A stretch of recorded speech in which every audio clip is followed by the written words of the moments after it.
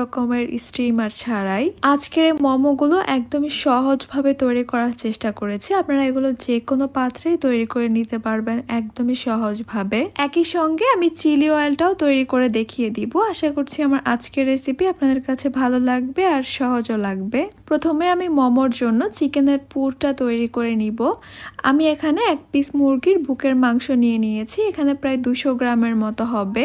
অবশ্যই এখানে হাড় ছাড়া মুরগির বুকের মাংসটা নিতে হবে। প্রথমে আমি মুরগির এই বুকের মাংসটাকে ছোট ছোট করে কেটে নিব, এরপর কিমা করে নিব।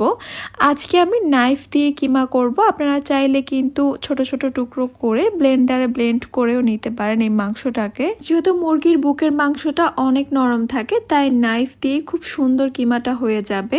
একই সঙ্গে নিচ্ছি আমি 4টা কাঁচামরিচ। এবার এই কাঁচামরিচগুলোকেও আমি চিকেনের সঙ্গে মিহি কুচি করে নিচ্ছি। মোমোর মধ্যে কাঁচামরিচের ঝালটা আর ফ্লেভারটা কিন্তু খুবই ভালো লাগে, তবে আপনারা চাইলে পরিমাণে আরো কমিয়ে দিতে পারেন। একসঙ্গে আমি ভালোভাবে মিশিয়ে নিয়েছি। এরপর এগুলোকে আমি নিয়ে নিচ্ছি একটা মিক্সিং বোলে। এখন আমি এখানে দিয়ে দিব 1 চা চামচ পেঁয়াজ কুচি, দিয়ে দিচ্ছি 1 টেবিল চামচ পেঁয়াজ ফুল বা স্প্রিং অনিয়ন, আপনারা চাইলে যে কোনো একটা দিতে পারেন। আদা বাটা দিয়ে দিচ্ছি 1/2 চা চামচ, দিয়ে দিচ্ছি 1/2 চা চামচ রসুন বাটা, কালো গোলমরিচের গুঁড়া দিয়ে দিচ্ছি 1/4 টিস্পুন, দিয়ে দিচ্ছি এখানে আমি সয়া সস 1 টেবিল চামচ, লবণ দিয়ে দিচ্ছি 1/4 টিস্পুন অথবা স্বাদ মতো।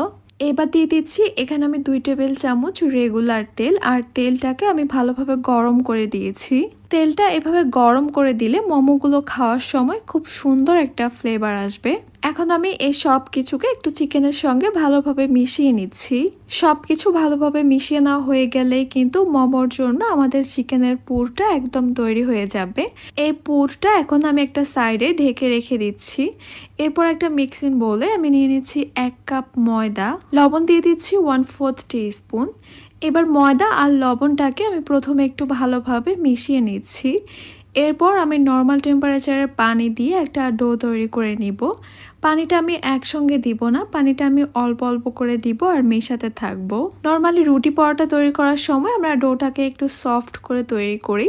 মোমো তৈরি করার সময় কিন্তু এই ডোটাকে তার থেকে একটু বেশি শক্ত করে তৈরি করতে হবে, কারণ আমরা যদি এই ডোটাকে নরম করে তৈরি করি তাহলে মোমোগুলো ভাজ করার সময় ভাজটা খুব একটা বেশি ভালো হবে না। পানির পরিমাণটা বলছি না, কারণ পানির পরিমাণটা কম বেশি লাগতে পারে। আপনারা আন্দাজ মতো দিয়ে এই ডোটাকে তৈরি করে নেবেন। দেখতেই পাচ্ছেন আমাদের ডোটা কিন্তু তৈরি করা হয়ে গেছে, তবে এই ডোটাকে আমি একটু টাইট করে তৈরি করে নিয়েছি। মোমো তৈরি করার জন্য এই ডোটাকে একটু রেস্টে রাখতে হবে।